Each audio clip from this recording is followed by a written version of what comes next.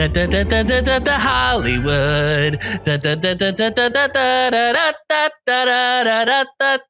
Okay. Welcome back to the 2024 Showie Awards. Woo!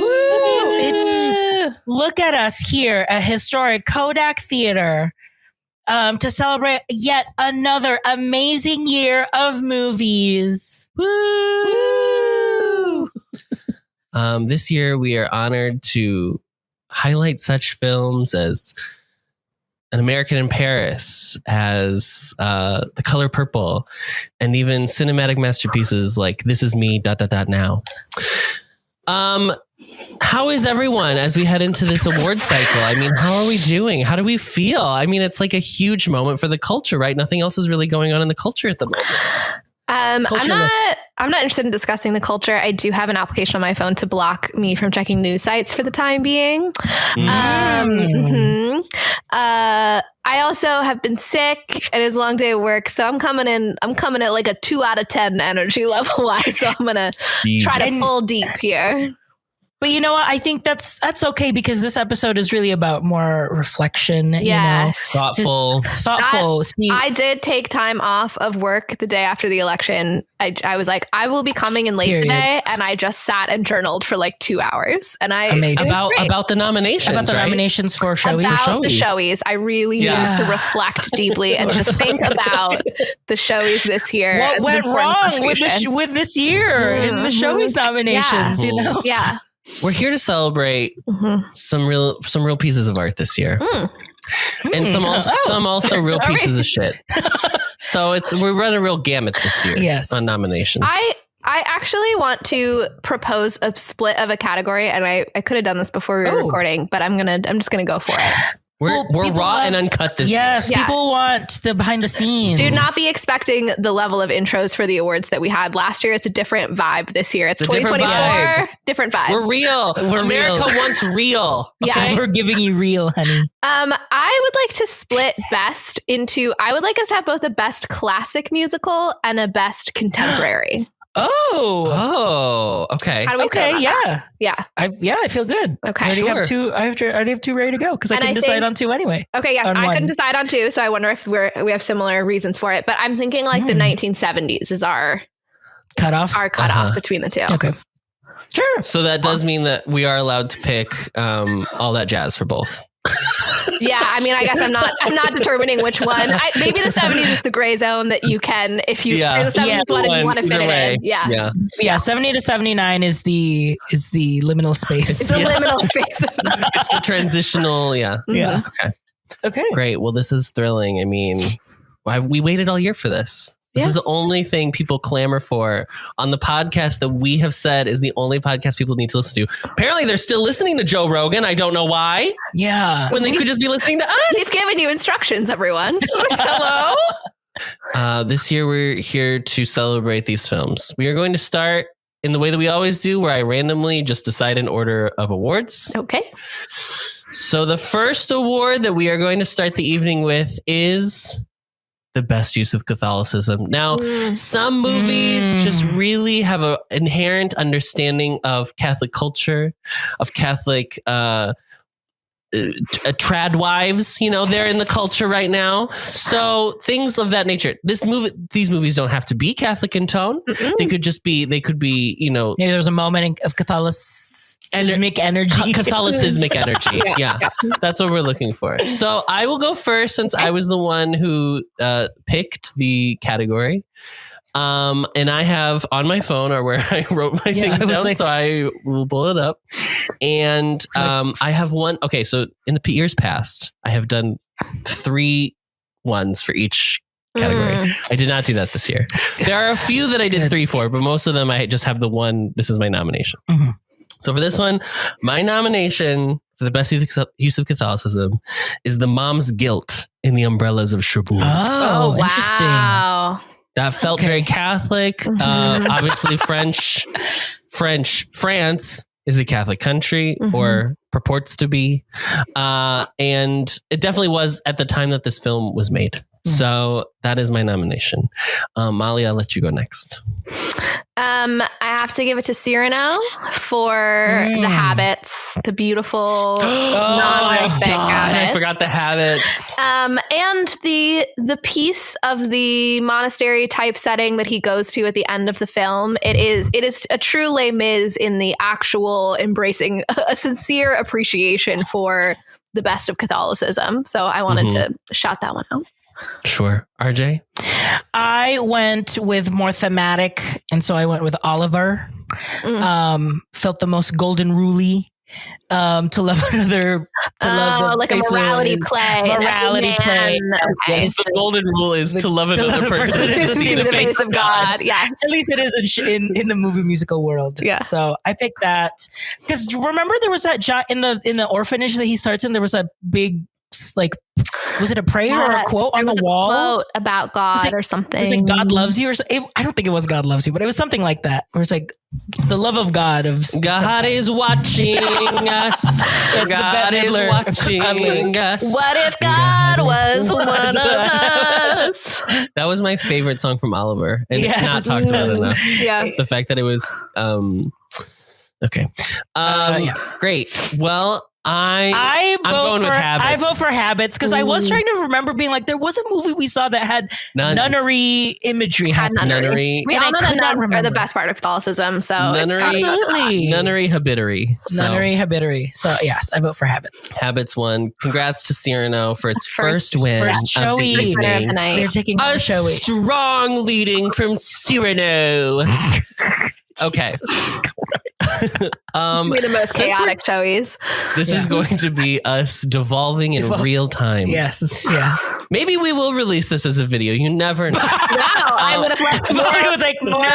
for warning, but okay. No. We'll put an emoji over your face. Can you do the thing that like Detox You'll be like did? Dream or whatever. Remember when they did like a oh my God, what's the All Stars 2? Riju Rochu, but like red emoji had worked on and they did them emoji. Yeah. Yes. Halloween is over. Spirit has packed up and moved into the storage units where it stays until the Spirit the store. Spirit the store. Spirit the store. I thought you meant like literal spirits have packed up. They're all done. Spirit Halloween the store, as well as the spirits, have packed up, left America, and will come back in September. In 4 years. But that spirit, it stays with us in Party City and the wigs that it provides. And the wigs that it should provide. It is time for the category of best performance by a Party City wig. You can go first. I can go first. I had trouble with like a full Party City wig vibe, but so I took it a little bit expansively. I hope that that's okay. And I'm going to give it to the styling of the children in Crybaby.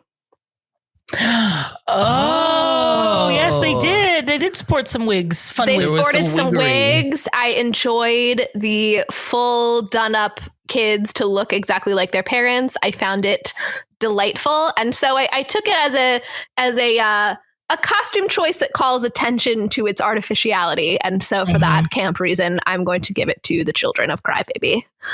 Wow. Great. Love that. RJ? I am going to give it to the wigs used in Diana the Musical. Oh, yeah. We didn't have much. We didn't have a lot of good things to say about Diana the Musical. And at the very least, I think we were all expecting the wigs got to be right because we know exactly how Camilla looks and we know exactly how Diana looks. And they were just fine. They were like, not like, oh, they really nailed that Camilla bang. Because I was like, I felt like I still liked Emerald's wigs from The Crown instead. Yeah. So that kind of gave me like this makes it a Party City wig moment because it's like it could work fine in like a party, right? But in like a production on Broadway that was then put on as a pro shot, maybe could be a little better. Maybe the show just could have been a little bit better, but that's the beauty of the Showies is that even the worst movies can generate awards. Take a Showie home. Yes. Of course, we celebrate that. Okay, so here I have a couple, and then I will tell you my nomination.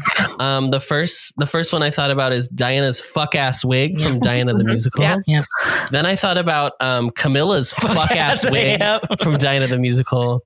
But finally, I landed on Diana's other fuck ass wig from Diana the Musical. So really, I think RJ and I are kind of saying the same thing. Yeah. Diana the Musical walks home with its first Showie. With its first Showie. I suspect first of many, to be honest. That's what's good about our categories, because we celebrate the good and the bad and the ugly. And this was the ugly, to be clear. When we say best this year, we didn't really mean best. Props are not just things. Props can really relay ideas, themes, by the way they're used. And I think the usage of prop. Well, you did a prop apprenticeship in college. Yes, I did. I was a practicum prop princess, honey. And I think the use that was his own PPP loan. Yeah. We got to use the use of prop should be celebrated in its masterful and maybe campy use. So here is best propery in a movie musical. Okay. I am going to, I would like to nominate who I think exuded the best use of prop in all of its meaning in the movie and in real life.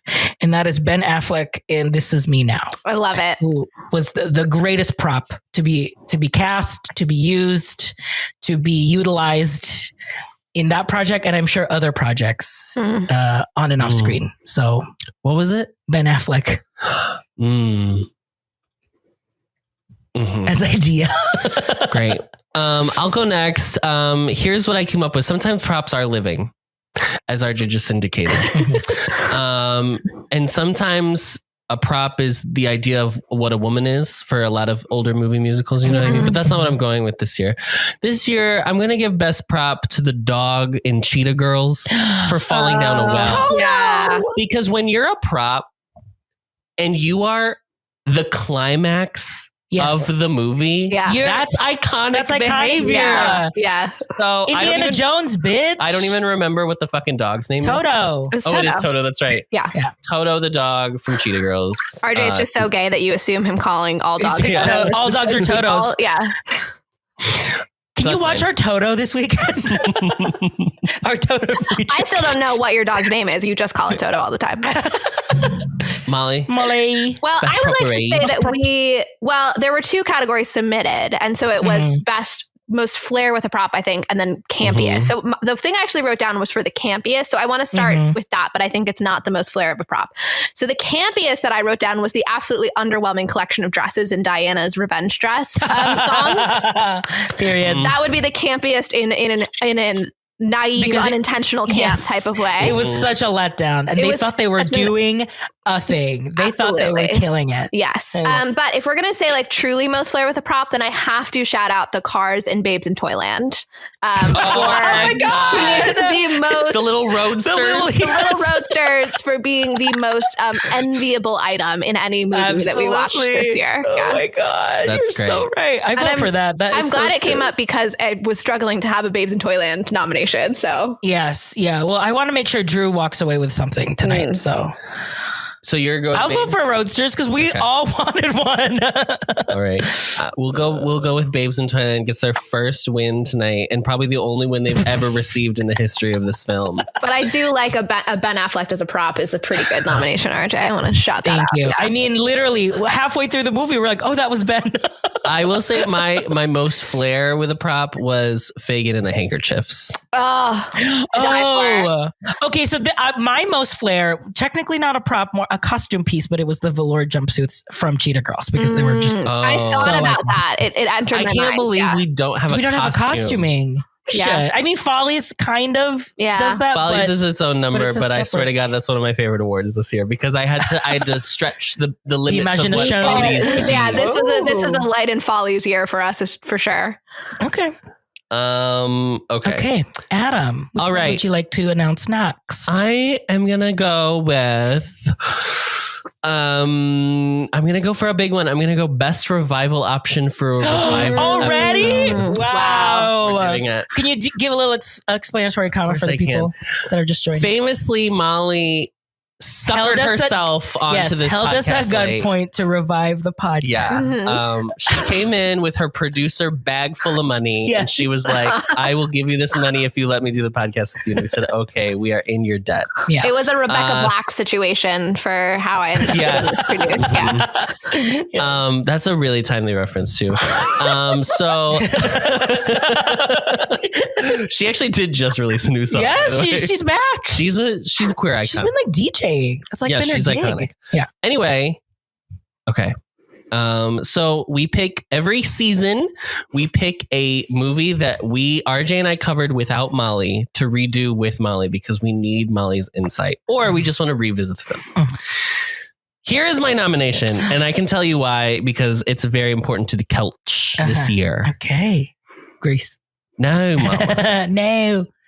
We are having a 2-part. I knew it. Set of musicals that come out this year and next year. So I think in the middle, at some point, we need to rewatch and truly disseminate The Wizard of Oz. Oh, because of Wicked. Talking about Wicked. Yes, I see. The only movie or the only musical that I've ever seen Rita fall asleep in the midst of. Wow. Yeah. Molly, your turn.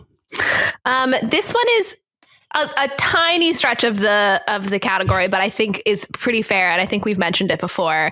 I would like to do the Julie Andrews Cinderella. Officially, the episode you did on it was on the Brandy version, but you also did a lot of comparison with the Julie Andrews. So I think that we could do an episode specifically on the Julie Andrews version. Okay. Wow. Oh man. I wish I could come up here. Because the past 2 years, I want to be clear, if you haven't followed the Showies for the past 2 years, both years we actually had 2 people pick the same film. So we didn't have to end up switching nominations. So RJ, what did you pick? I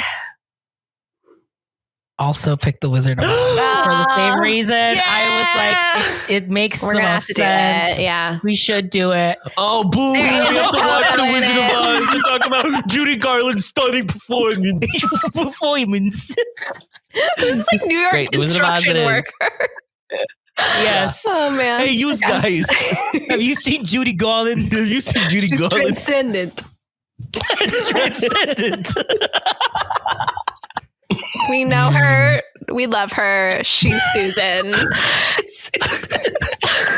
When are we writing the Susan Sontag musical? That's what we need to. That's genuinely what we should do with our time. We need to cut the pod and just work on this. Yes. Yeah. Susan Sontag changed our life with that essay, and now we're gonna give an award for the Sontag Award for Camp Excellence. Mm-hmm. Go ahead, Molly. My nomination for this is Drink a Champagne, the teacher in Cheetah Girls. Oh, that's good. I did consider nominating her instead for Best Supporting Performance in a Movie Musical, but I wanted to give that to someone with a slightly I actually thought about her too. I thought about her for most VIP, which just has its own backstory to explain. But that's a great nomination, Molly. Thank you for that. And the best part of that performance is when she does get mad at the teenager for doing what they want to do instead of what she wants them to do. RJ?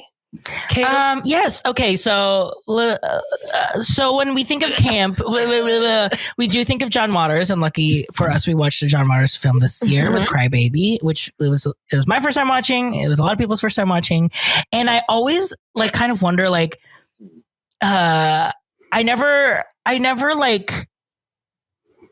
you think of John Waters and you think of the specific muses that he also has, right? Of the specific performers, we think of Divine, but the Ricki Lake one was always the one that I was just so curious and fascinated about. And I think after watching Crybaby finally and seeing Ricki Lake do Pepper as this pregnant teenager, just a rascal, and then gives birth in the road race that happens at the end of the film, I was like, oh, this is it. This is why people tune in. Her name's Pepper. That's her name? Yes, Pepper. Tune in to just the zany. That's why they watched the Ricky Lake show. Yeah. For that performance. And that's kind of camp too, to be like, and then all of a sudden she became like a daytime talk, like one of the most famous daytime talk show hosts. So it's just yeah, I'm kind of like fascinated by it. And I really liked Pepper's performance. I went with another person from Crybaby, actually. I picked oh my God, I need to find the name of the actress. Kim McGuire, who plays Hatchet Face. Oh, in yes. This is a camp on camp on camp in the most John Waters. This is like, if John Waters, like a lot of his early stuff is like really grotesque, this is like still hearkening back to that old John Waters tradition. But she is like relishing in like how kind of insane this whole thing is. And there's not like a moment where there's not like John Waters films are so fun because there's not a moment where there's like, oh, they're 3-dimensional. Like they're 2-dimensional in like a really insane, bizarre way. And I love that she's just kind of like also really horny and her boyfriend is obsessed with her and how hot she is. So I chose Hatchet Face. I thought that was my favorite this year. So it sounds like, I think, do we just call it in the middle and just say Crybaby gets it? Crybaby. The women of Crybaby. The women of Crybaby. Yeah. Now that would have been a Folly's number. That would have been, yeah. Sometimes you just have a lot more love to give. You know what I mean, Dorothy? Oh no! You're forced to train a polycule made up of a movie musical's entire cast of characters. The Best Polycule Award. Go ahead. I voted Can't Stop the Music. The Village People movie. Because famously we were like, this movie thinks it's not gay, even though it's very gay. So what better purpose for someone like me to start a polycule with a cast and let them know that, guys, you are gay. Yeah. Do you know what I mean? You're doing a good for society in this. Yeah, absolutely. Yeah. Right. And so the full cast, everyone that was in YMCA, you know, we all get to discover together that you are all gay. Yeah. I think that would be a tough polycule for me to be in because there wouldn't really be anybody interested in me in the whole polycule. But you never know. You don't know what the sexuality of some of those male characters were. They could be straighter and narrow. Is that a plane? Are you being it's plane. Are you being attacked? What's going on in San Diego? The military just flies planes over. Great. Here. All right. Here's my nomination for the Best Polycule Award. I actually think this is the only nomination for Best Polycule Award. It is Bride and Prejudice. This cast is beautiful. You've got beautiful leads. You've got beautiful side characters. Everybody looks great. You're in a sweaty country. Let's get naked and have some sex. You know what I mean? So that's my nomination is Bride and Prejudice. I think that I will fairly prove you wrong that it is the only beautiful cast because my nomination is Brigadoon. Brigadoon. Firstly, Gene Kelly. It's established. We don't need to explain more. Beautiful dancers with 1950s style. Mwah. A beautiful cast of characters. And you only have to see them once every couple years, so it's really the ideal situationship for any avoidant attachment folks out there. Honey. Well, I'm not moving mine. I know. I'm kind of staying firm with the Can't Stop the Music too. Should we just all have our individual polycules? Yeah, everyone gets a polycule. It's the only way to really deal with a polycule situation. Let it be a tie. Let it be a polyamorous winner. We are honored on this podcast to present an award dedicated to someone who has done so much for the culture. our own Molly here at Showgays. We are thrilled, as she is someone who really is an aficionado of dance and movement and jazz and ballet. So we are highlighting this year the Molly Award for Best Dream Sequence Musical Number. We had, as I was going through this, so many options this year of what you could have picked for this one. I feel like more than usual, and I love a dream sequence, but I was like, wow, we really just every movie had a dream everyone sequence. had one. So here's what I picked for best dream sequence. I actually went with an earnest one. I didn't go for a joke. This is shocking. This is going to be huge for the culture. I chose the song, which does have some dance in it, so I guess it's not a true dance sequence, but it's a number. I chose "What About Love" from The Color Purple, which is the Shug Avery and Seeley, their like love song in the middle, where it gets steamy and lesbian-y, and it's great. So that's mine. Molly, what's yours? I felt that because The Color Purple was in fact the movie that had inspired someone to write in complaining about my love for dream sequence musicals. It was the obvious musical to choose. And so I chose What About Love? Yay! Amazing! Lesbian love song between Shug and Hell yeah. Seeley. WLW. Yeah. Women loving women. Women loving women. Women loving women. RJ, this is all just, foppery at this point, but go ahead and tell us what your nomination is. Do you want to click that sheet that says RJ Ballot, Adam, and see what I wrote? It's blocked. But he's logged in on mine. The Molly Award. What About Love? The Color Purple. Whoa. You got me moose, honey. I was like going through the list, and I saw Color Purple, and I was like, I think that it's truly the best one. 100%. Yeah. Thematically, her on the bathtub on the giant like record, the full like showmanship of it, of them like performing a number together. Yeah. It's so good. I will never apologize for loving dream sequence musical numbers. And you shouldn't. Yep. Great. Right. I'm sure we've had unanimous before, but that's cool when it happens. Yeah. Yeah. I actually don't think we've ever had unanimous. Maybe for like best musical. Girls. Girls, beautiful girls. This is the award for the best Follies number. Amazing. Oh, Molly, what's your nomination?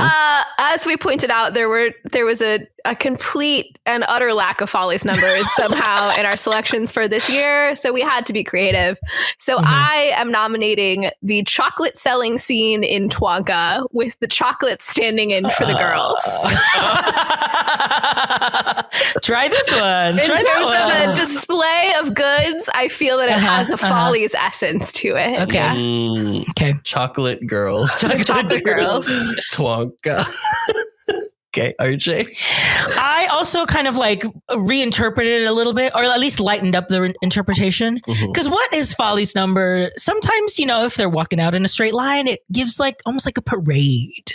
And what felt the most parade-y in all of our movies? It's the final number in Can't Stop the Music, when each of them came out in their like giant floats of what their like job is. Yes. So the like soldier was in a tank. The village people float. I thought that you were just about to be like the promenading in Gigi. So I am people walking. Impressed by yes. Can't Stop the Music.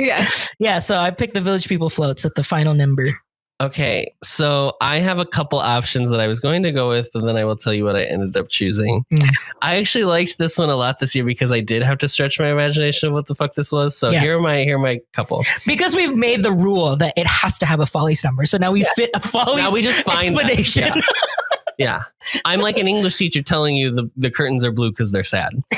So my first one, obviously, I thought about the actual only Follies number that we had the entire year, which was Who's Sorry Now from All That Jazz. It was the fourth part of his dream sequence at the end, which did include Follies Girls. Right. That is the only true one that we had this year. So I did want to shout out that nomination. That is not who I'm nominating, though. Okay. So, but it was done well. I actually just rewatched it. My next one, which I thought about going with, but I did not, was Who Will Buy, the Act 2 beginning of Oliver, where all the people are selling their wares. And we have the milkmaid. Well, the milkmaids were walking very Follies-like, I will say. We have the gardeners. Yes. And we have, all the things. I felt there audience is missing the visual element. I know the visuals of Adam walking like a milkmaid. Yes. Yeah. Who will buy? No, they probably see it in their mind's eye, to be honest. It looks like what you think it looks like. But I did not pick that, even though I do think that number is great. And we all liked that number. We did. Okay, do you want to read what I have? Will you actually? Here? Adam, that's your choice? That's the one that won? Adam chose the village people walking out at the end. Yes! I have to be honest, I had a thought about making that the nomination as well. So it's obviously got to be that. Yeah. I was Who doesn't love a bedazzled tank? Come on. I didn't think either of you would have thought of it. So that's why I was like, this is going to fucking kill. They're going to scream themselves to death when I say that. No, that didn't happen. But that is the 2024 Best Follies musical number. Best Follies number. Mm-hmm. RJ. Okay. Please do most known for only one song musical. Okay, so this one was tough because I was looking through the list and nothing really stood out. Some of them I couldn't tell you any songs. Some of them I couldn't tell you a single song. Nope. So I just went with the music that's in this movie. People usually only know their one song. So I picked YMCA for Can't Stop the Music. I will say it was kind of like the only well-known song that they did do in the movie. So I kind of went with the assumption that if people didn't know there was a Village People movie, they would be like, well, I'm sure they do YMCA, right? Mm-hmm. So, and it was like my favorite sequence in the movie as well. Can't Stop the Music is racking up a lot of nominations today. And I'm sure that won't be the last one it gets nominated in either. Yeah. I'm going to go next. This is the one I chose because I think in the conversation of this film, there is really only one song that people talk about it in regards to. Oh, yep. And it is Thank Heaven for Little Girls from Gigi. I didn't say it's known for being good, but it's just known for it. It's known for the one. So, and I don't think most people on the street would be able to tell you any other song from Gigi. Mm-hmm. But if they know of Gigi, they probably know Thank Heaven for Little Girls. So that's my nomination. Molly, do you have one? Well, wouldn't I love if the answer was the tap dancing number in 42nd Street, since that's what I was waiting for the entire movie. It never happened. However, that never happened, so I can't give it to that.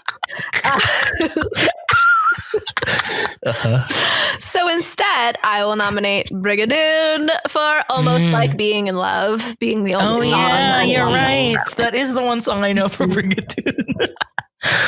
Brigadoon. All right. Who?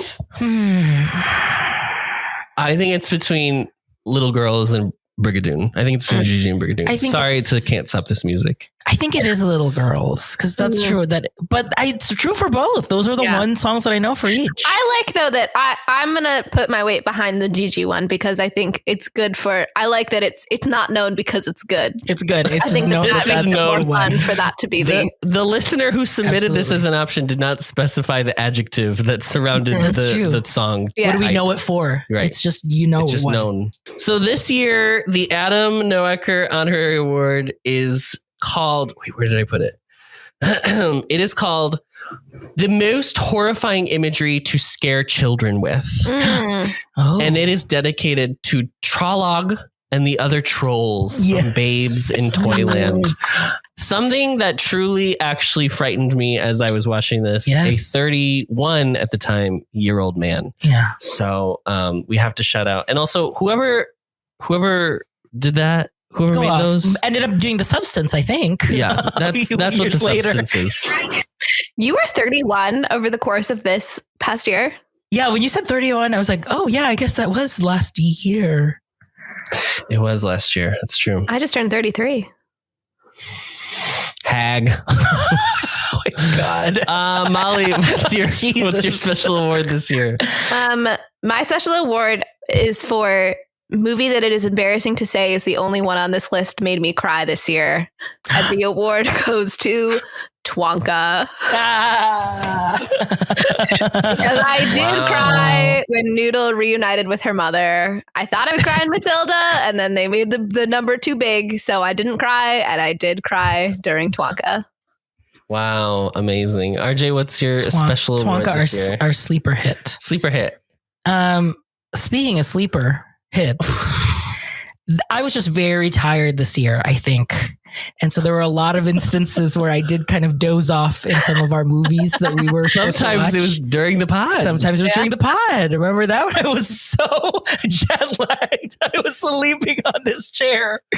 So I award the Melatonin Award for soundest sleep. And out of all of the movies that I've had sound sleep to, it was going to be Brigadoon. I mean, something about this movie felt very white noise. It's what I was watching, yes, what I was watching was calm. What I was hearing was calm. Mm-hmm.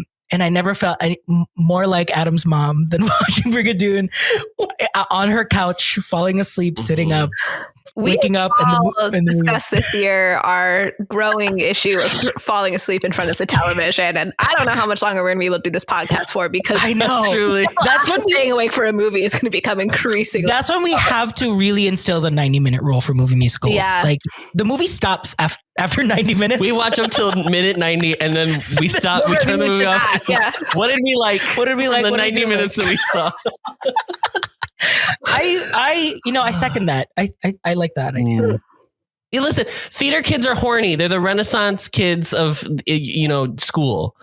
So Ren Fair kids. I was like, there's a Venn diagram. There's a Ren diagram. You know what I mean? So anyway, they're all horny, and some of that is reflected in some of the films that we saw this year. Yes. So I have a couple honorary mentions before my nomination. I want to shout out every character in Moulin Rouge, all of them collectively. A movie that I famously still do not like.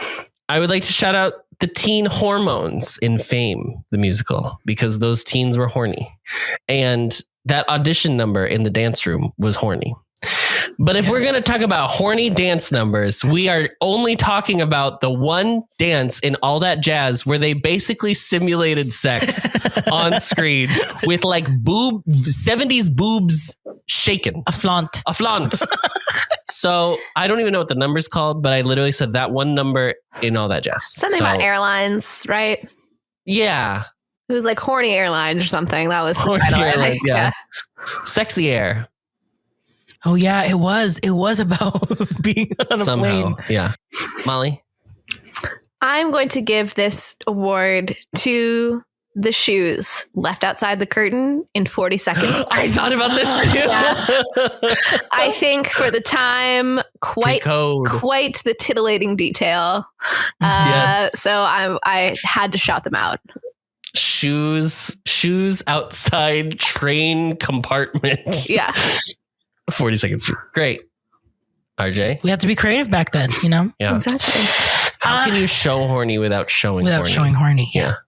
I will give this to Roxanne from Cyrano. The diva discovered smut and she was overcome. She sang just her as a character. Well, but specifically her song when she was like, I need more. I think that was the letters.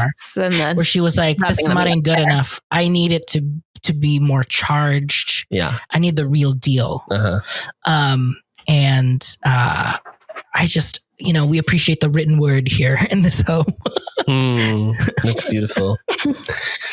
I'm honestly gonna go with Molly. I'm gonna go with shoes. Oh, thank you, boys. Because we love a pre-code moment. I did think about it, but then I was like, was it?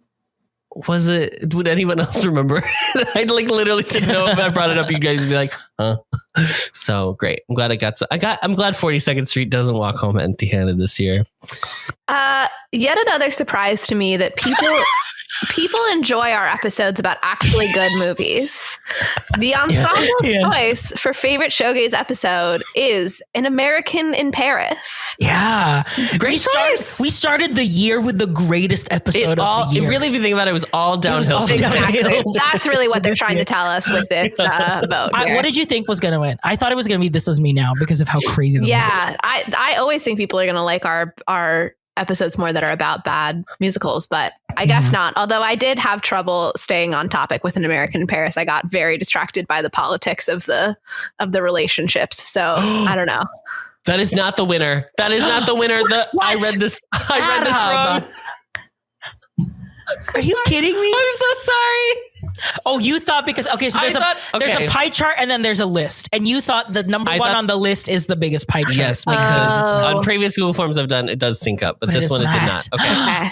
It was not An American in Paris. Molly, I'm going to retype it. You just miss Universe this. Yes. You just stole the crown. That was yeah. Steve Harvey. Steve, can you please tell us what the actual winner is? The actual winner, I'm scrolling over now, is Pride and Prejudice. Yeah! Okay. Another truly good film, but I could see that it was maybe more fun because I'm guessing there might have been people who hadn't ever seen it who watched it because and enjoyed it. Covering it. Yeah. Totally. And by the way, that was a whopping 4 votes that movie got. Was it pretty like dispersed between different musicals? Would you like to know the full pie chart? These are in millions, by the way. So when he said 4, it's 4 million. Yeah. So 4 votes went to Bride and Prejudice. Okay. Yes, 4 million people voted. 2 votes went to This Is Me Now, A Love Story. Okay. That is the full title. And then there is a 5-way tie for number 3. Oh. The Color Purple, Mean Girls, Umbrellas of Cherbourg, A Star Is Born, and Cry Baby. So American in Paris. Actually, it's not on that list. No nominations. Not a single one. Sorry. This is La La Land all over again. I'm glad to know that it was not actually all downhill from the first episode of the season. Yeah. Moonlight, you guys won Best Picture. Okay, great. Congrats to Bride and Prejudice. Congrats to Dorinda Chada. Congrats to everyone who I already said was hot in that movie. We're honoring Brandon here for Best Showcase of Dance in a Movie Musical. Famously, we keep bringing him to watch movies to bring in his dance expertise, and we show him movies with little to no dance. Only this year. First year was fine. Yes. Top Hat was good. So we'll I'm sure someday we'll do right by you, Brandon. This is the Best Showcase of Dance in a Movie Musical. I picked YMCA Can't Stop the Music again. God. I guess the Did movie you watch just had any other movies this year? No, he just said he fell asleep for most of them. The only one that you stayed awake for. Wow. Typical RJ. Yeah, it was just, I think the athleticism of the dance was really sure. Good. Yeah. Because it was like, what you're telling us about. We know where your hand is when you watch that movie. You sicko. My other nominee was going to be the in Fame when they're dancing out in the streets. I also like that one. Yeah. Just because it was the most like theater kid rowdy, like we're just like going, this is our way of going crazy. It's just dancing in the street. Yeah. Adam. I have a couple options, a couple of honorary mentions. Wanted to shout out Brigadoon and the beautiful sequence in the hills. The hills. It was very pretty. Yes, from what I remember, yeah. Very pretty, that movie, very pretty. American in Paris, incredible final dance number. It is iconic. Mm-hmm. It is one of the greatest pieces like of 10-minute cinema of all time. Mm-hmm. But I actually ended up picking a third option. And when you really think about it, this is the one that should win. This is a 21-way tie, and it is called Anything Else But 42nd Street. So every other film but the film we brought Brandon on to talk about dance for is what I've nominated in a 21-way tie.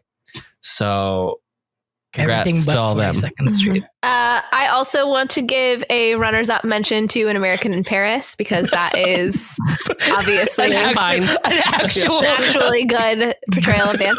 I mean, no, my nominee is also a genuinely good portrayal of dance, but it just seems like must be mentioned. That's partially why I picked it. But I'm going to say Bride and Prejudice. In terms of the dance at the wedding being probably the most exciting use of dance to both further the plot and also hook me into the movie. Yeah. Great. I agree. However, I do think we should go with none of our options and give it to an American Paris since we just took their award away from them. Yeah. So shout out to an American in Paris. Apologies to American Paris. The rightful winner. Good job. Yeah. Sorry, Gene. He's never going to listen to the podcast. Sorry, Vincent. After all you did in Xanadu, how could we do this to you? How could we do it? We live in a consumerist society. Okay. Mm-hmm. There's no way around it. And we have to exist in that capitalistic mind frame. So sometimes we will watch movies and there will be product placement in those movies and I will want to buy or purchase said product. Mm-hmm. This is our nominations for best portrayal of product placement in a film. I had to really think about this because I couldn't remember specifics. Mm-hmm. So I have a couple options. Okay. And listen, sometimes products are not products, but they're experiences. Okay. Just think about it that way too. Okay. Sure. Very millennial. So first one is the YMCA. Sure. Yeah. Being a product. Absolutely. Didn't pick it. The second is the idea of Jennifer Lopez, and This Is Me Now. She is her own. She placed her own product. Yeah, she placed her own product, which was her shit album.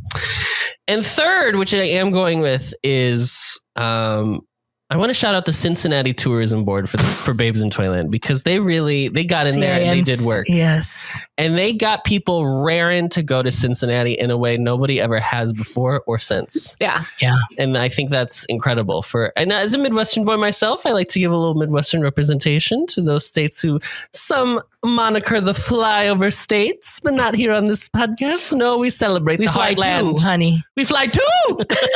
We fly to Cincinnati. So I've never been, but I can't wait to go. No, yeah, can't wait to see the Bengals or whatever. Okay, Molly. Product placement. I feel that this has maybe been referenced multiple times at this point, but I would like to put forward the product of Bennifer in This Is Me ... Now. The product is the couple as an entity that we should care about and root for. Amazing. Rode a motorcycle across an AI generated landscape. Yeah. RJ? To me, when I watch movies and I see product placement, it's typically I actually have like Wanderlust, like I want to go there, and I kind of Cincinnati, and it's just like Cincinnati. Yeah, I went with Cherbourg from the Umbrellas of Cherbourg. You wanted to buy an umbrella. I wanted to buy an umbrella. I wanted to walk these little cobble streets. I wanted to look at these, painted walls, and just enjoy Hamlet towns and Hamlet cities in France. And Hamlets. I did think about making my category best use of the color pink and giving it to Umbrellas of Cherbourg. I thought about making it best use of Technicolor, genuinely, and giving it to This Is Me Now. Yeah. Absolutely. I think it's Bennifer. Okay. Yeah. I 100% think it's Bennifer. Yeah. And the best part is it's a product you can't even get anymore. You can't get anymore. Yeah. It's limited edition. Edition. It was only for the movie release. Yes. It was all those 4 years of them getting back together was just for, it was a long social experiment is what they call them. When you act, you give it your all. Yes. And sometimes your all is insufficient. It's not enough. Wow. This is the worst performance in a movie musical. What's your nomination? I did struggle with this. I think this was a strong performance. I did too. Okay. Yeah. But I am going to nominate Valerie Perrine. I thought about her. Music. And here's why. It's not that the performance is so offensive to me or anything like that. But if there was one role that could have made it a movie, it would have been her role. She is the not protagonist because that would be too generous, but the focal point, the string that holds the other characters together. And if they had cast an actor in that role who knew how to be a compelling presence on the screen, it might have changed. Good. Yes. It's not good when Caitlyn Jenner is out acting you. Yes. It's not good. Yeah. No, that's that's fair. It's fair. It's harsh but fair. That's crazy. I also put in as a second option, Valerie Perrine, because I just remember her absolute flat deliveries of like, well, hey, why don't you just want to do this instead? And then that'll solve it. And I was like, you can't just say the lines, diva girl. I do want to say Valerie Perrine has been nominated for Worst Actress at the Razzie Awards for this performance already. Really? So, okay. yeah. So she's already gotten her flowers. Yeah. She's already gotten her flowers for that. Who did you go with? I ended up going with Ro Hartranft from Diana the Musical. This is the man that played Prince Charles. And we already don't like Charles, right? We already, when you anything inherently about this family that you watch, you're like, well, Charles is going to be like someone that you won't. He's not rude. You don't root for him. Yeah. And this performance, especially making him sing and dance too, makes him a lot more unlikable. And so, you know, maybe it's not this actor's fault. Maybe it's more of the writing. I believe that. But just the performance of Charles in Diana was just, he was already a wet mop. Bitch, this was soaked. Okay. Great. There is only one performance this year that I was actually offended by. Okay. I talked about it in the episode. I went back and I looked at each movie that we watched this year and I said to myself, is there anyone worse than this person? Yes. And there is not. And I don't like to do this because this is not a star. This is not someone who's, you know, getting the big bucks. Okay.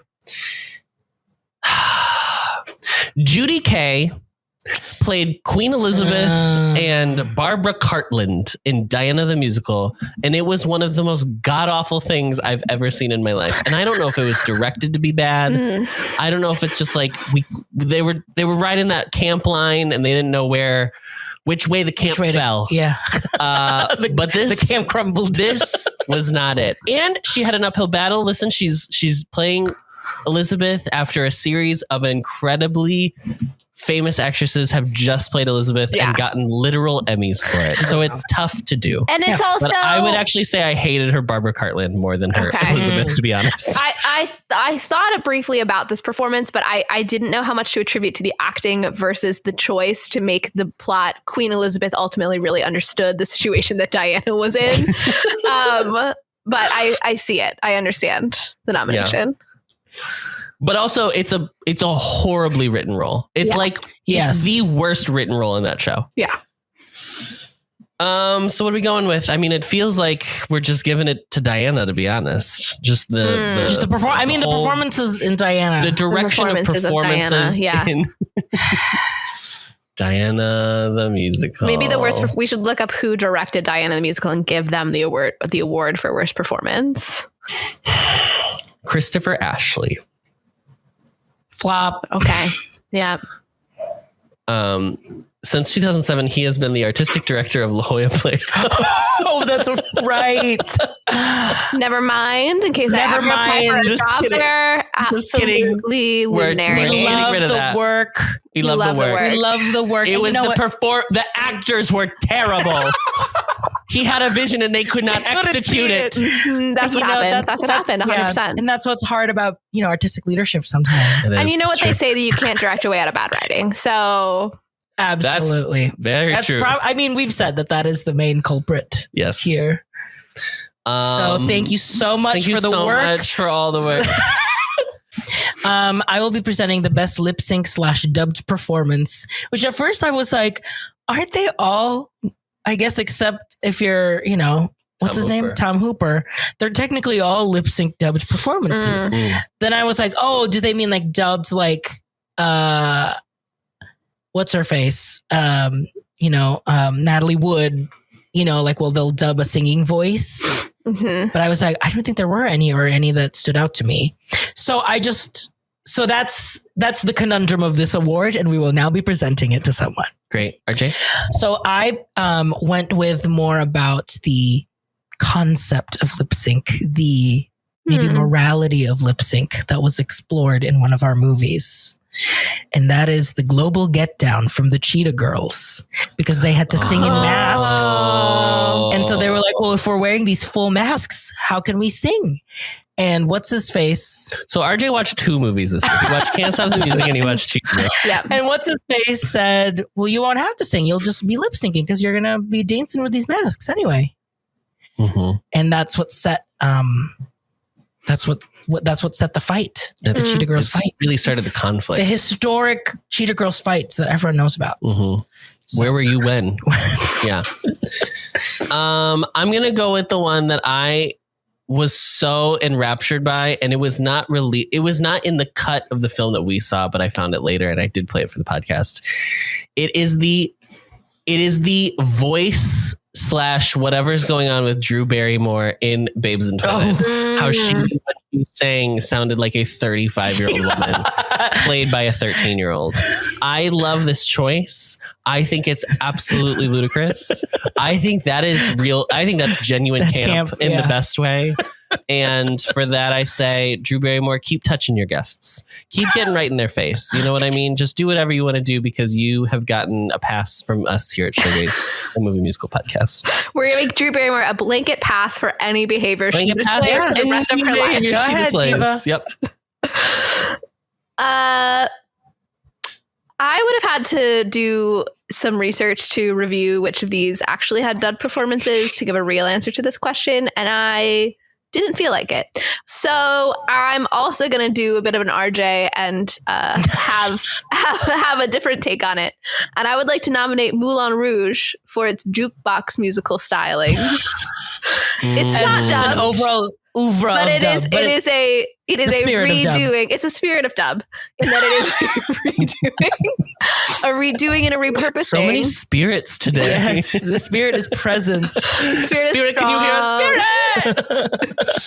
I can't remember. I feel like maybe there was an Umbrellas of Cherbourg role that was dubbed, maybe Bride and Prejudice, but I didn't check any of that. And so I'm not going to nominate them. And instead, I'm going to nominate Moulin Rouge because we all know that Adam's choice is going to win anyway. So it doesn't matter. Correct. Thank you. Drew Barrymore wins the award. Congratulations. Can you just play it for the people again? I will. I'll put it in. Yeah. Thank you. Here I am in a world of fantasy, thinking back to a world I plan to see again someday. But when, who can say? I guess when I get the itch, when I work out which world is which. We're going to go to Best Supporting Performance in a Movie Musical. Some performances are merely supporting. They are the jock straps for the main character. They are there to lift and separate. Okay. Yeah. And we are here to lift them up and shout them out. So today we are here to award Best Supporting Performance in a Movie Musical. I have one nomination. Wow. And this is an earnest one because I really was like, this should have won an award and it did not, and I'm still mad about it. Yeah. This is going to Danielle Brooks in The Color Purple. This performance is fucking incredible. We already talked about it for probably 30 minutes on that episode, but genuinely, she's so good in that movie. I still get teary when I think about the performance, and it's just it's everything you want a performance to be like that. So that's who I'm giving my nomination to. Molly? Mine is also very genuine. I would like to nominate Auli'i Cravalho for her role as Janice in Mean Girls. It is still, I think, while Renee Rapp is doing something transcendent in her role, in some ways, Auli'i is the person that stands out to me most from watching that movie. And a supporting performance. I would like to nominate Anne Vernon, who played Madame Emery from The Umbrellas of Cherbourg. I had a great time with her. She made me laugh. What's her name? Anne Vernon. A-N-N-E. I just think that what I loved about the movie was we weren't chastising Catherine Deneuve's character for being pregnant, right? And there was like a sensibility between her and her relationship with her mom of like, we're going to help each other. How do we figure this out? How to figure this out as a unit. And she was caring and then could also kind of turn and be very like biting and sharp to her, to everyone in who they come across with.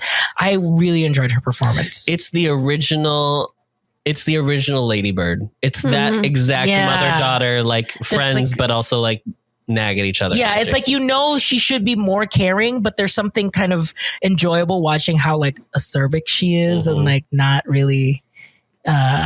It's fun to watch. So I really like that. But I did write Daniel Brooks as my second. Yeah, so I wish you had Daniel Brooks.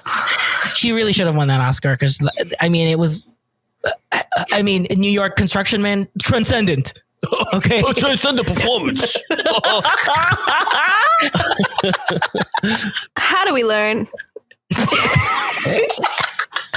I hope you're not asking. You're the educator. Is it a constructivist model of learning? Is it a Freire banking system? There's so many deep questions of pedagogy that are raised by the musical over here. Pedagogy. The pedagogy. This is the award for the best teaching practices. Well, as the teacher, go ahead and go first. So my question, though, quickly, because this is listener submitted, did you all answer this sincerely or did we answer it ironically? Because I have a lot more options if we answered it ironically. I have like two. I have a sincere and an ironic. I only have ironic because I don't even know what this means. So I think that's the point, Okay, because I feel that the only good teacher in this whole thing is Miss Honey from Matilda, but you all know that. Oh my God. I didn't even think of Miss Honey. About that. You're right. So my ironic... that's boring. That's boring. That's boring. So my ironic nomination is Anne Mira in Fame. The teacher who the racist teacher who just in front of the whole class yells at a boy for being illiterate because that is a way... Can't you just read? Yeah. God. Yeah, that is a way to really, really encourage someone to never want to learn again. Never want to learn ever. RJ?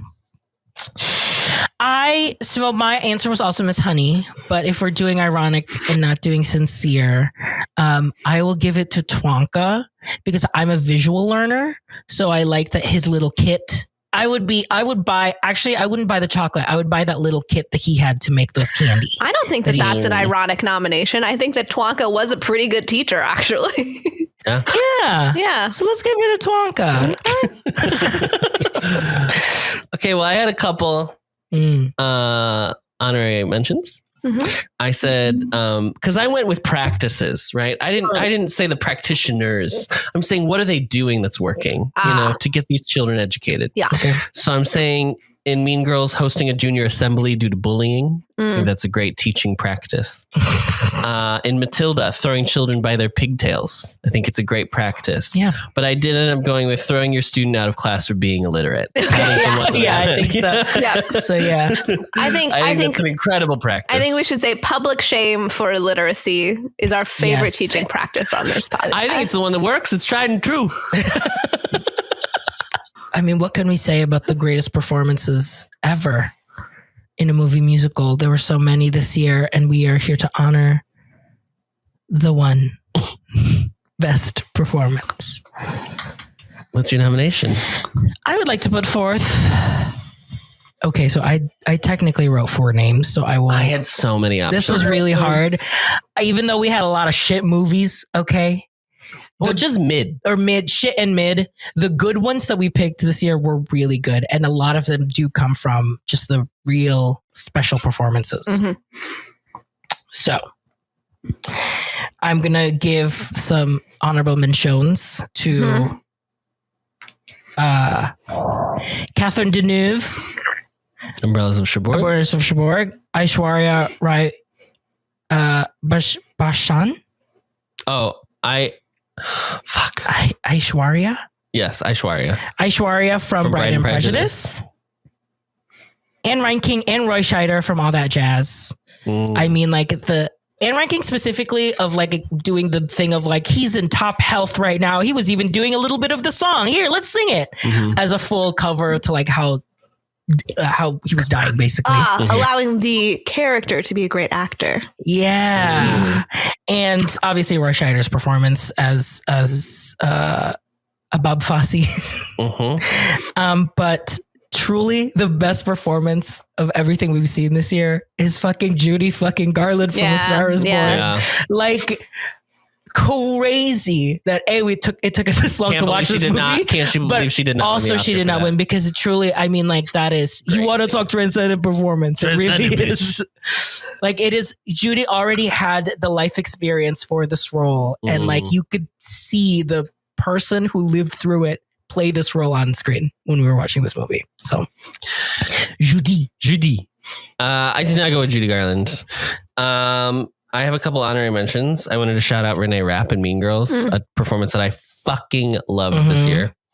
I also wanted to shout out Fantasia's performance in The Color Purple, which I still think didn't get talked about nearly enough. But I think she is immaculate in that role as well, and has an incredible strength and vulnerability that are very impressive to watch on screen for a character that is very quiet, which is actually really hard to do.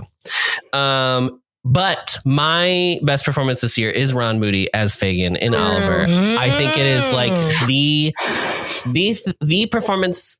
When I think of like performance, when I want to give like an award to someone who's like, it's the best performance. It's a role that I want to be like, only you can play this. And I yes, of course he helped develop the role and blah, blah, blah. So he has like a little bit of that on his side, but I genuinely, he is the light of that movie.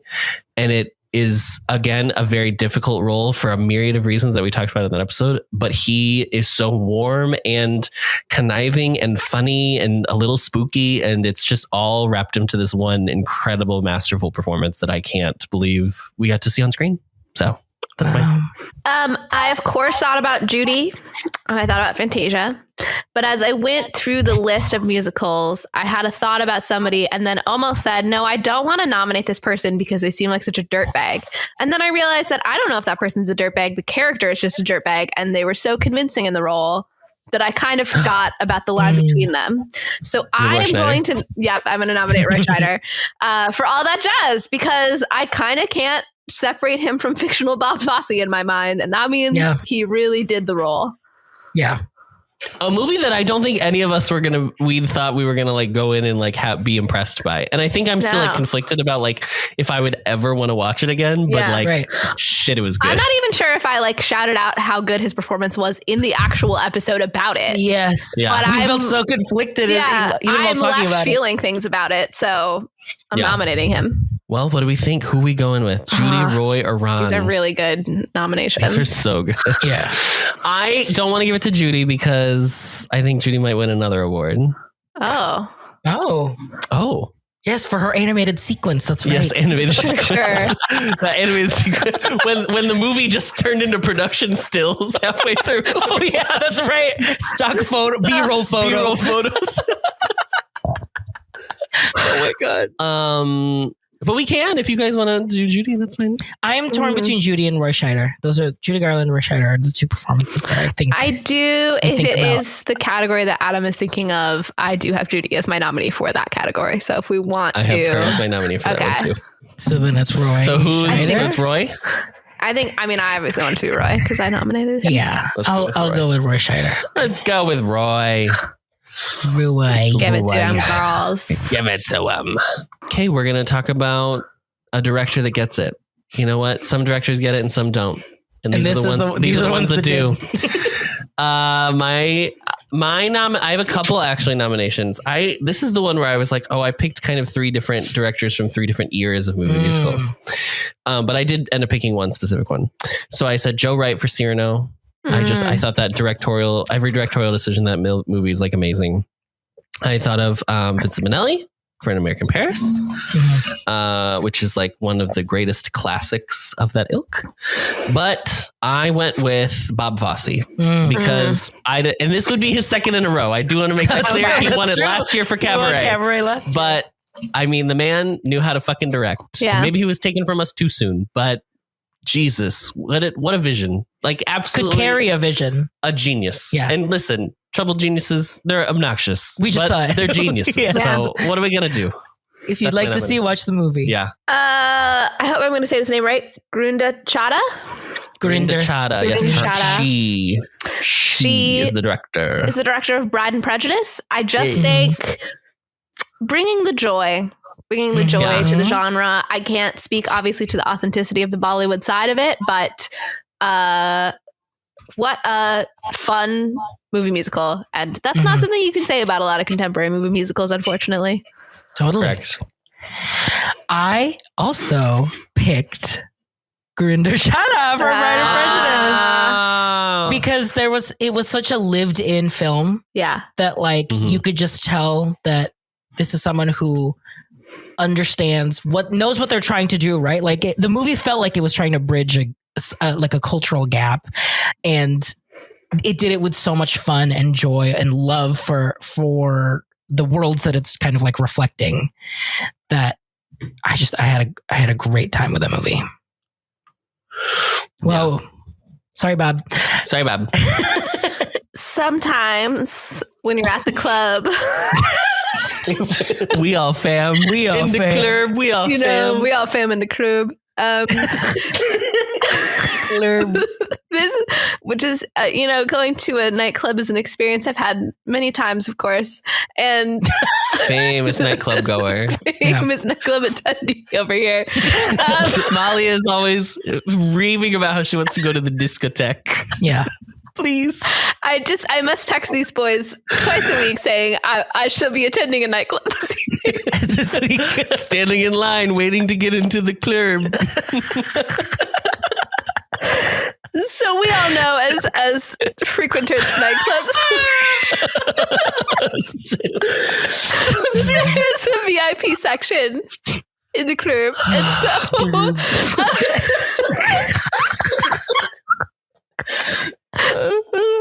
this is the most VIP performance in a movie musical this year. We always have to explain. We have to explain. Adam, please explain what the fuck is the most VIP performance, and why haven't we fixed it yet after 3 years of Showies? Because it's a tradition, and because of our traditions, every man knows who he is and what God expects him to do. Most VIP performance is supposed to be most MVP performance, which is the comedy being most valuable player. But we're stupid and wrote most VIP performance. I want to say when we say me, Adam wrote this. But everyone is on the dock and no one ever corrects it. So this is the most VIP performance. Is basically who is the most MVP this year. Yeah. Molly, who did you pick? Judy Garland. Judy Garland. RJ, who'd you pick? I picked Renee Rapp. Because I picked Judy Garland. Yeah. I took it as like the MVP, the VIP. I was like the most X factor, right? Like this person popped off the screen. And Judy didn't. And Judy was so boring. God, she was horrible. But you know who was transcendent? Renee Rapp. She was great in Mean Girls. Well, to be like, I had no expectations of what to expect from Renee. And then Jimmy Award winner. And then we saw this in the theaters too, right? So we felt like the full impact of it.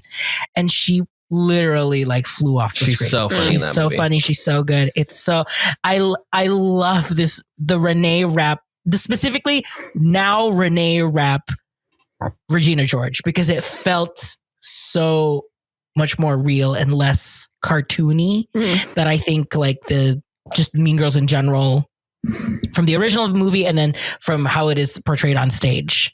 I just loved the scariness that she brought in as Regina, because it's like, oh, I know this girl. This girl would bully me and I wouldn't be mad at it because I would want her to bully me. Mm-hmm. And all that to say, I'm picking Judy Garland. It's Judy Garland's winning the award. Doesn't matter. Doesn't matter. Congrats to that essay that RJ wrote or whatever for the New York Times, but it's Judy Garland. So last year we had a lot of animated films. I can't believe we kept this one. And when it was time to recreate this spreadsheet, I assumed Adam would clean it up, but he didn't and kept the This is under the Showies yearly awards category. We have determined that this is a yearly award. Maybe just in our hubris, just much like we thought every movie, we would always get a Follies number every year. Yeah. True. We thought that we'd get an animated sequence every year. And so let's really think. Let's broaden the term. Let's broaden the term for the Animation Excellence Award. Okay. I will start. Please do. Truly the most animated. Maybe excellence is not the word, but maybe it's Animation Exuberance Award. Animated. The most animated award. And that is JLo's house and This Is Me Now. There is no reason why her mansion that could be an actual Just house. A real location. A real house that you could get in like the Hollywood Hills. And we're not talking about the one that's glass that you can see other people living in, right? No. That obviously has to be a thing. Yes, just the one she's walking regular around in. house that she was living in, for some reason, was completely CGI. Everything. Yeah. So I'm putting JLo's house. JLo was in the Jungle Book, but it was her home. JLo was in a full mocap for just standing in front of a house to tell someone that she doesn't want to go to a party or whatever the fuck it was. His wedding. The wedding, a party. Yeah. A party. Well, what is a wedding if not a party? You know what I mean? Yeah. Adam. This year I have chosen something that also feels, in the realm of CGI or like we've done some. I brought in the term. I picked Kylie Minogue as the Green Fairy in Moulin Rouge. Oh yeah. The best animation. Totally. Yeah. It's a great cameo. It's a fun little Everyone loves joke. her. Yes. It's Ozzy Osbourne's voice, so it's like goofy. Yeah. It's the spirit. Once again, we're talking about spirits. Absinthe. So yes, a spirit. Yeah. So that's my nomination. Molly, what's yours? I wrote down Umbrellas of Cherbourg for the floating scene. I do think that it's very funny to nominate a Stars. I have no idea what floating scene when they're like walking as lovers and it seems like they're just like floating. We thought that was like an effect. Oh, because they're like on a dolly. Yes, they're on a dolly. Yes. Yeah. I think it's very funny to nominate A Star Is Born for the still images, but I think that would be whatever. There were fade in transitions between the photos, which is an animation. I feel like though it might be whatever the opposite of animation is, where it's like it's stopping it from being animated. It's just slides. It's a PowerPoint. It's a PowerPoint. PowerPoint Excellence Award. But I actually would like to nominate An American in Paris for bringing to life various French artworks. That's true. In the ballet sequence. And animating it like a corpse. Animating. Yes, you're animating. The flat two-dimensional painting. Bringing it to life. Yeah. Okay. Have they won an award yet, or should we give them their first They award? did. They won. They won Best Showcase of Dance in a Movie Musical. And we gave one to Bennifer. We gave one to Bennifer. We have not given one to Moulin Rouge. So I think for that reason, because I don't want to spoil anything, but I think This Is Me Now is going to win an additional category as well. So there's an award already with its name on it coming up. So. Congrats to Kylie Minogue. Kylie's greatest accolade. Kylie, you've not won nearly enough awards in your illustrious career. Period. And for that, we must start to rectify. So we honor you with this animation for your 2 award. seconds in this film. We are going to honor the worst movie musical that we watched this year. And boy, did we watch them. Some movies are great. Some movies are fine. Most movies are. and a lot of them are bad. Yeah. And there are only a few we watched. We didn't watch too many bad ones this year. But there we definitely did. See, there was at least one, if not 4. So here we are. Worst movie musical. My nomination is maybe going to surprise you. I picked the worst movie musical, a movie that is a movie musical. It is not a series of extended music videos. And it is not a filmed live performance. So I picked Can't Stop the Music, which I was bummed about for many reasons, which did include the fact that it was like not gay in any way, even though it was purportedly for gay people. Yeah. Was there non-diegetic music? I guess the YMCA number was non-diegetic. Well, I mean, because they were all performing them. I truly don't remember enough of the movie. Doesn't matter. That's my nomination. Can't Stop the Music. Molly, what's yours? My PhD advisor, Dr. Manon Vandewater, would say that the only true way to evaluate art, which is a subjective thing to evaluate, is to say, what is it they were trying to accomplish? And then ask yourself, did it succeed at accomplishing that thing? And I think that this film had a very clear thing it was trying to accomplish. And I could not imagine a film that accomplished that goal less. And so my nomination is for This Is Me ...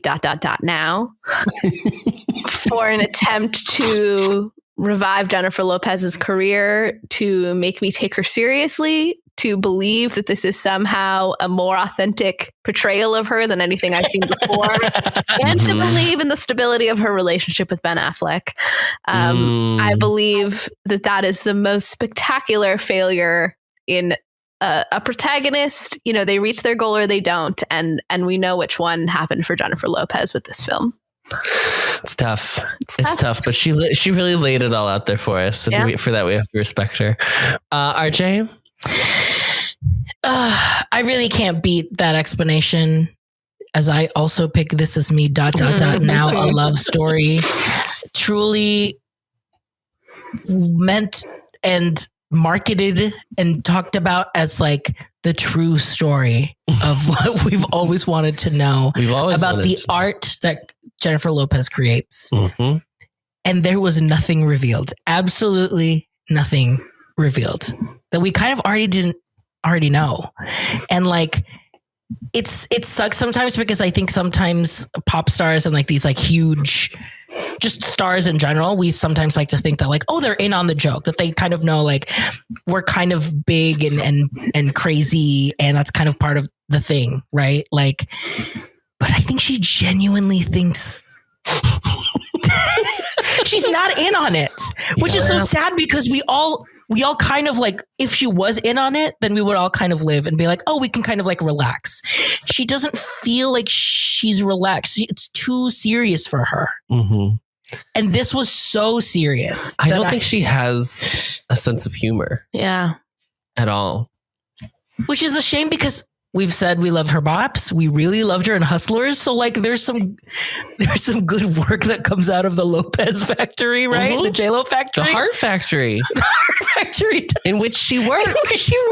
And she is the manager. She's the shift manager of the Heart Factory. She's in there. Making sure she was on that motorcycle and fell off. Yeah, a spectacular fail. Yes, in nearly every. And I truly think, honestly, we have to give it up for Adam making a last minute decision on his birthday choice to switch to this movie. If we hadn't done that, we would never have known. We wouldn't have known the majesty of an award-winning performance such as this one. Yeah, the award being worst movie musical and best product placement. Placement. The award for podcast hosts coming in clutch goes to Adam this year for picking that absolutely. film. Yeah. Amazing. The history of musical theater could be bifurcated in some ways into golden age. They're the proto movie musical. They're the proto musicals. There's the Gilbert and Sullivans, the operettas, etc. And then there is the full integrated musical that happens the golden age, the Rodgers and Hammersteins, the Gershwins, etc.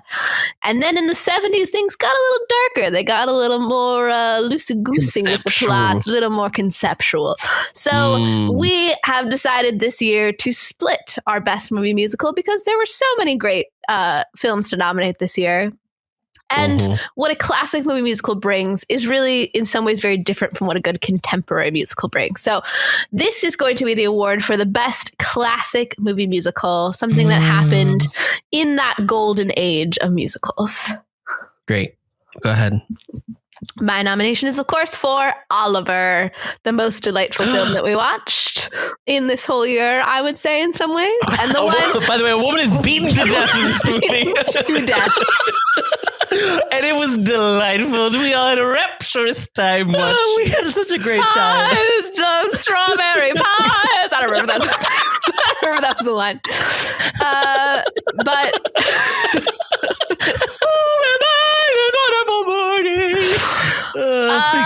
I said at the time, and I will say it again, that while there is some fairly upsetting content, it's, of all the movies, one of the ones that I would, of the ones this year, one I would definitely want to show my children, to say this is what a movie musical is. And for that reason, I'm nominating Oliver. Amazing. RJ?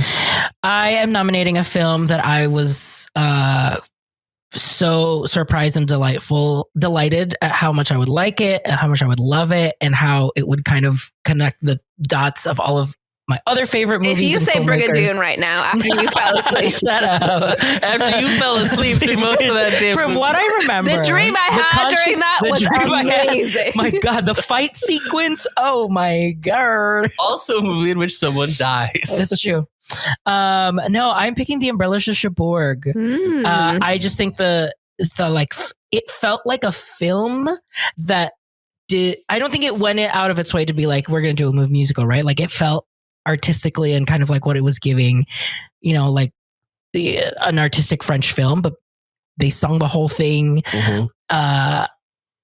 It was so visually striking, and the story, even though very simple, felt so moving. And I just, if we gave an award to scenes in general, just that final scene of her seeing him again in the snow in the gas station is like, I mean, that's cinema. That's magic. Bitch, that's cinema. It is also the movie that this year my mom was like, I'm so glad you recommended on your podcast to watch this movie, because she had never seen it and she said she really liked it. Okay.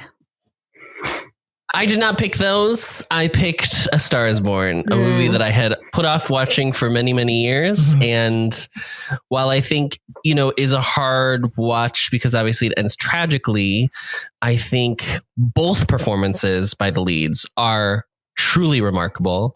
I think it is, of everything I've seen, Judy Garland's best performance, which we obviously have talked about ad nauseum. And I think the songs are good and fun and also help bring some levity, luckily, to the darker aspects of the movie. So, yeah, I picked A Star is Born. And now we pick who wins from these three. I would like to defend my choice by saying it is the most actual musical movie musical. I think that the other ones are more movies with music. Yeah, A Star is Born is everything is like a performance. Yes. Umbrellas is the exact opposite, where nothing is a performance. Nothing is a performance. Everything is music. But everything is music. Yeah. But it's not a performance. Yeah, I think it's Oliver. A movie that won Best Picture. Yeah. So who are we? People have already awarded. But a lowly podcast to argue with the Academy of Motion Picture Arts and Sciences. Is it the road less traveled? Do people not give? Is there a bad rap on contemporary movie musicals because we do think of it as so, I don't know, twee, obvious, maybe like less cinematic? A little bit. Yeah. So I do like this, that we do kind of honor it, because I think there were a lot of contemporary movie musicals that we came in with preconceived notions of what it would be, and then completely surprising us. And that's why RJ's picking This Is Me Now. That's why I think in a start of events. Yeah. I think with that ilk, with what I said, this is really tough because I'm picking between two movies. And I could make the case that both are serious or both are kind of silly. Okay. But I think that's the whole idea of a contemporary movie musical. Like you can be silly, because I think we're not as precious anymore with like the Golden Age musicals. So we can have like a sillier movie musical and it'd still be very good. I originally wrote down the Cheetah Girls. No. But I think I'm ultimately... I'm actually rejecting that number. No. RJ's ballot was just thrown out. A woman just threw away this man's ballot. He didn't stop the count. He didn't cure it correctly. He didn't cure it. Yeah. I didn't use a number 2 pencil to fill in the bubbles. I did originally write Cheetah Girls, but I think through the course of this discussion, I'm picking Wonka. Wow. I truly did not give this movie a place in my mind. Yeah. And when we finally had to, again, another behind the scenes, we weren't going to be doing it this year. And then we did. Also because a lot of people kept emailing us, clamoring. It's surprisingly good. And we were all surprised. And I think like if more movie musicals kind of have that levity and like can have fun like it did in Wonka, I think we could enjoy contemporary movie musicals again.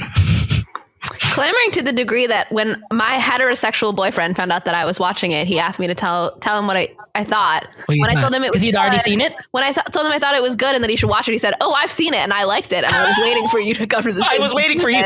You're late to the party. He's seen no other movie musicals that I'm aware of. I had to teach him about White Christmas. He had never heard of the film, and he watched Wonka. Okay. I do think that we should potentially in the future have a category for biggest surprise of the season because Wonka has to do that. Yeah. Twonka won. Twonka saw that award and ran. Adam. Oh, it's my turn. I am picking this one. This is off the cuff because we only bifurcated them at the beginning of this episode. So A Star is Born was my one for the whole year. But since we are going with two options, I am picking the one that I still think about. It really resonated with me. I think I liked it of the three of us. I liked it the most. I am picking Cyrano from 2021. Yes. Also a great pick. Really liked this movie. Yeah. I think it's does a lot of what I think the magic of what a movie musical can do is, which is be cinematic, but also be really heartfelt and earnest, which is what musicals do best. I like all of the performances in this movie. I think this movie is visually stunning. Yeah. It's giving Dune. It was so. Yeah. It's one of the literal classic love stories, right. And for good reason. It's something you can sink your teeth into, and I think especially Peter Dinklage gives such a good performance in this film. I should have nominated him for best performance, but there's too many good options, so I'm giving it to Cyrano. Cyrano de Bergerac. Molly, take us home. Usually when we watch movie musicals, they kind of just happen and then I forget about them and I don't ever go back and re-listen to the music. But often there'll be one per year where the songs will really catch me and I'll find myself listening to the music more after I've seen it. And this year that musical was The Color Purple. I think it was the best new movie musical I've seen in quite a long time. I would give my vote to The Color Purple. Okay. Oh, you'd choose The Color Purple over Wonka, RJ. You're so brave. Thank you. Yes, I also would. You're going to do the same thing. Ass. Yeah, I mean, it was just so... And I wish it received more love. And I think it did. It received a lot of love already. And it has a lot to live up to. It has a lot to live up to in terms of the original film, the book, and even the stage adaptation. Yes, it's run on Broadway, but it's... I think sometimes when we do IP that was known for a movie first, it's not always great, right? But I think this really, even just the musical itself was already so evocative of what the book was what the story, Seeley's story is trying to get at, without feeling like we have to live up to the original movie property. I mean, we acknowledge the bias of the podcast and that none of us had actually seen the movie or read the book before, which is unusual. And we probably should have had somebody do that. But I do think that it speaks to, I think maybe any naysayers of it were coming from a place of, but I liked this other way they adapted it first, rather than just an assessment of the piece itself. Right. Yeah. And that's it. And that's Showies. The Showies for this year, folks. Thank you so much for tuning in. This is your time. Email us. Please let us know what you would have picked. And let us know if there are movies that you want us to sprinkle in for next season that you haven't already told us, because we've kept track of all of the ones that you've already sent us before. But if there's any other ones that you really want us to do, please email showgaysmoviemusical@gmail.com. Great. Thanks for listening. See you next season. And see you at the movies. Thank you for listening to the best revival of a podcast, Showgays. You can find us on social media. Adam is at Adam Noecker on Twitter. RJ is at RJ Food Rocks on Instagram. And Molly is at Molly Matiny on Instagram. This episode was edited and mixed by Adam Noecker. This has been an Ampliverse production. You can find our show page and more information at theampliverse.com. If you'd like to send us your own takes on the movie we just watched, reach out to us via email and we might read it aloud on the show. Our email is showgaysmoviemusical@gmail.com. Don't forget to follow us on Apple Podcasts or wherever you find your podcasts. And as always, rate, review, and subscribe to help others find the show. And now, as always, the show must go on. So stick around to hear what we're going to be watching next episode. Are people born wicked? Or do they have wickedness thrust upon them?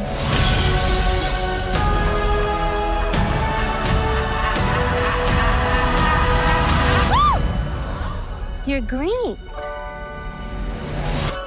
I am. Welcome, new students, to Shiz University. Miss Elphaba, you can room with Miss Galinda. Oh, popular. I know about popular. Oh, I saved you some space, by the way. Do you really think this is fair? I do not. I was promised a private suite. But thanks for asking.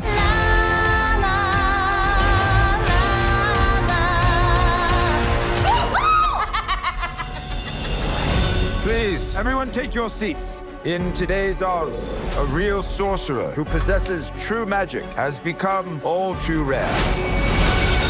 Absolutely remarkable. That was you who made all that happen. How did you do it? I don't know. I've never known. You, come with me. Of course. Not you. You. You're the one the wizard has been waiting for. Galinda? Ew. I know. It's my granny's. I'd give it away, but I don't hate anyone that much. Hey. You should join us tonight. And don't tell me you have nothing to wear. Because you could wear this. Something has changed within me. She doesn't give a twig what anyone thinks. Something is not the same. Of course she does. She just pretends not to. The wonderful Wizard of Oz summons you to the Emerald City. Come with me. What? To meet the wizard. Why couldn't you tell me this is your moment? I'm coming.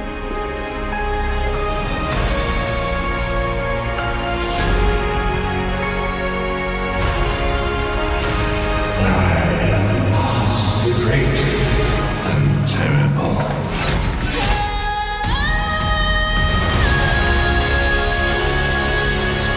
Something bad is happening in Oz. The best way to bring folks together is to give them a real good enemy.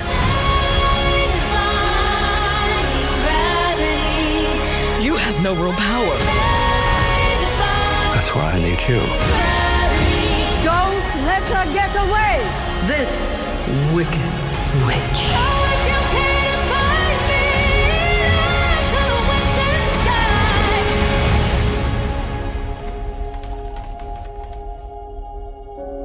Don't be afraid.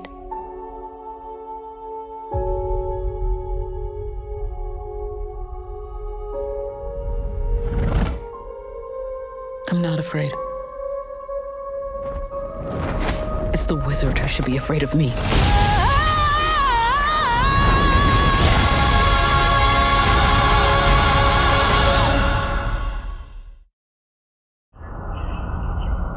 Discovering voices. Building worlds. The Ampliverse.